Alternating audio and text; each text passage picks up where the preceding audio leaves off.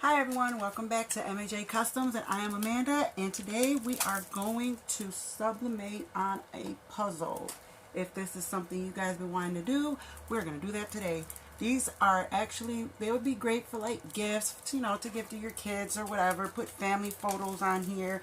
But today we're just going to make something really simple for one of the kids, so let's get into this video. Okay, you guys, so once you figure out what image you want to put on your puzzle, right here I am in Silhouette Studios. This is the program I will be using. But over here on this Google page, I just went to Google Images, you guys, and I picked the photo. And once I picked the photo, I dragged it over into my Silhouette Studios. It's going to download right here, or all you have to do is go right here and click copy image, and then click over here and then hit paste, and then it should bring it over into Silhouette Studios. Okay, so now when sizing the image, we are going to do 11.7 for the length this way, and then 8.2 for the height. Now if you're in Silhouette Studios, I made the screen bigger, you should be able to click on your image, and then it should come up over here, width and height right here. Okay, make sure this is unlocked, and then it'll let you change it. So I'm just going to put 00 behind there and 8.200. And the only reason we're going 11.7 by 8.2 because I measured 11.5 for the length and 8 inches for the height, and it was just a tad bit short. So we're just going to go a little bigger, 11.7 by 8.2. Now over here, you're going to go to your page setup in Silhouette Studios, and for your machine, you're going to hit none. For your cutting mat, none. Media size is going to be the paper size you are using. So we are using Blanks Galore 11 by 17. We do have the 8.5 by 11, but again, this paper was just a tad bit short. We have also sublimation paper, just the two that we use for now. Okay, so 11 by 17 for the sub paper that we're using. If you want, you can change it right here to your paper size, 11 by 17. Okay, and once that is all set, we're going to swing back over here to the left side, go up where the printer is, make sure you click on that. Okay, now do you see how this looks? So we have to do it landscape. We got to flip the image to the other way. So we're just going to go back. Make sure you mirror your image also, you guys. Don't forget, when you do sublimation, you always want to flip your image. Whether you do it in the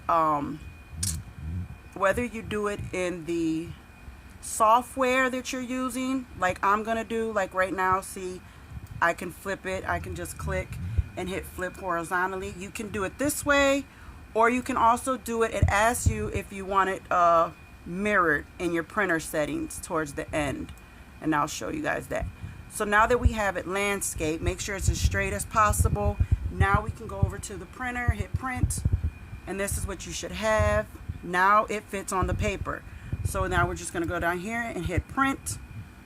This pops up on my computer. I don't know why it just changed all of a sudden, but I'm just going to cancel this out, and this is what I want right here. So we're going to click into preference. Make sure that it's your sublimation printer that it's clicked on. We'll click in the preference and make sure you put what paper slot we're using. We're using the Epson Workforce 7720, and this one comes, you guys, with the rear slot. If you guys, I'm trying to show it to you guys. Comes with the rear slot, as well as in the front. This is what it looks like. It has 2 slots, okay, to feed paper. I prefer to use the rear one for the bigger size sublimation papers, okay, for the 11 by 17 and 13 by 19. So back over here in your settings, I have mine at the rear paper feed slot. The paper size for the document size, portrait, for the paper type is going to be high quality. Plain paper for the quality is going to be high. Now we're going to go over into more options and make sure that you go right here where it says custom. Let me make sure you guys see this. Advanced. Make sure you have the ICM on. Once that is taken care of, press OK. Make sure all these down here are off. Okay, and now we are good to go. We are happy with our printer settings, and now we're just going to print and hit print. Remember to always mirror your image. Once this prints out, I will be back to show you guys what it looks like. This just pops up on my computer, but I don't ever use this, so just hit cancel if that happens to you, and it should go through just fine. Okay, so I will be back once the image prints out, you guys. Okay, you guys, so now that the image is printed out, I am going to let it cool down. Okay, I'm going to let it cool down. And once it cools down, because what you don't want to do is you don't want to accidentally touch any wet sublimation ink. I mean, any ink that may still be wet, because you can possibly smear your image. So we'll let this cool down and then, or dry, I should say dry. We'll let this dry down and then I'll be back. Okay, and again, you guys, this is the paper that I use, and that's the paper size, 11 by 17.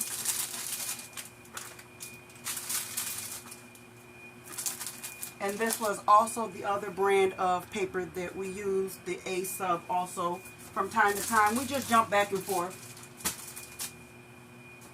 This is the puzzle that we're going to get ready to press. And remember, the size of the image that I told you guys was 11.7 by 8.2. So I'm going to go ahead and just cut my image. I'm going to use this. This is my paper cutter, okay, that I'll be cutting my image with. But if you guys don't have one of these, feel free to use your scissors, okay? So I'm going to cut the image and then we'll be back and then we will get ready to press it. Okay, you guys, so I'm at the heat press and we're going to get ready to press this.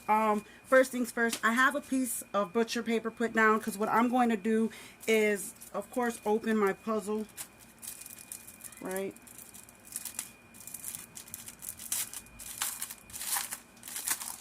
It comes with a little board on the back, you guys. I'm just going to leave it on there. I'm not even going to take that off. Okay. This here is the image. I'm going to tape.